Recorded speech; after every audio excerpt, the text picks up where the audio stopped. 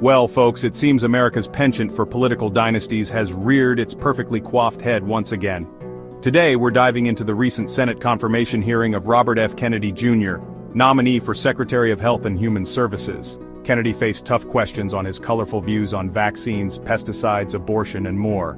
So, buckle up, Buttercup, because today, we're separating the facts from the Kennedy family pronouncements.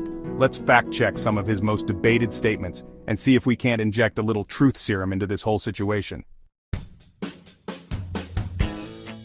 Alright, let's address the elephant in the room, or rather the batshit conspiracy theory flapping around the internet.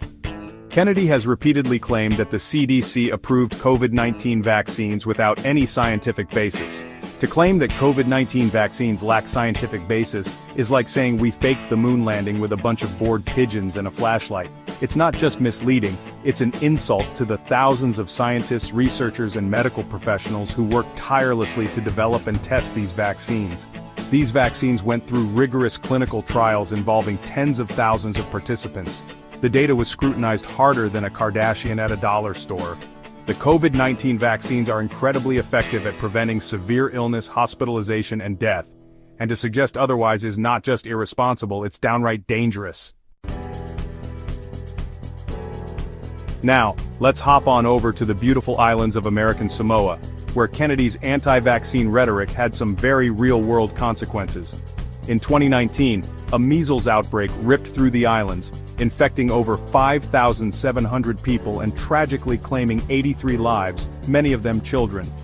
The Samoan Ministry of Health directly cited his anti-vaccine fear-mongering as a key factor in fueling vaccine hesitancy among the population.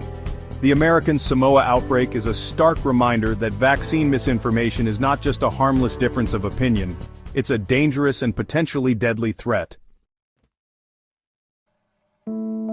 Okay, buckle up because we're about to enter the twilight zone of Kennedy's conspiracy theories.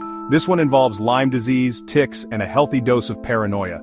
According to RFK Jr., Lyme disease is highly likely a militarily engineered bioweapon. Yes, you heard that right. Weaponized ticks. There's absolutely zero credible evidence to support this claim, and yet, Kennedy continues to peddle it like some kind of deranged QAnon influencer.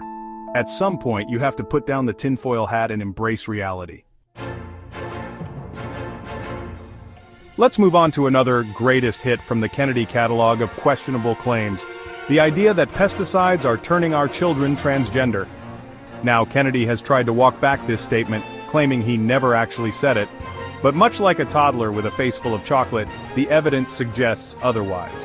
While he might not have used those exact words, Kennedy has repeatedly drawn a link between environmental toxins, particularly those found in vaccines, and changes in children's gender identity. This is not just factually inaccurate, it's deeply offensive and harmful to the transgender community. And finally, because no Kennedy conspiracy theory extravaganza would be complete without mentioning abortion, let's talk about mifepristone.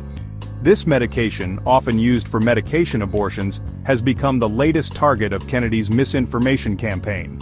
He's claimed that the FDA actively discourages reporting side effects from mifepristone unless it results in death. The FDA has a very clear and public reporting system in place for anyone to report any adverse effects they experience from any medication, including mifepristone. It's frustrating to see someone in Kennedy's position spread such blatant misinformation about a medication that is safe, effective, and essential for reproductive health care.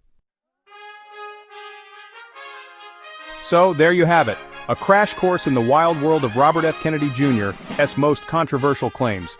As the debate over his nomination continues, it's crucial to separate fact from fiction. We can't just sit back and let misinformation fester. We have to call it out, challenge it, and provide accurate information whenever possible. Don't forget to like, share, and subscribe for more insightful content.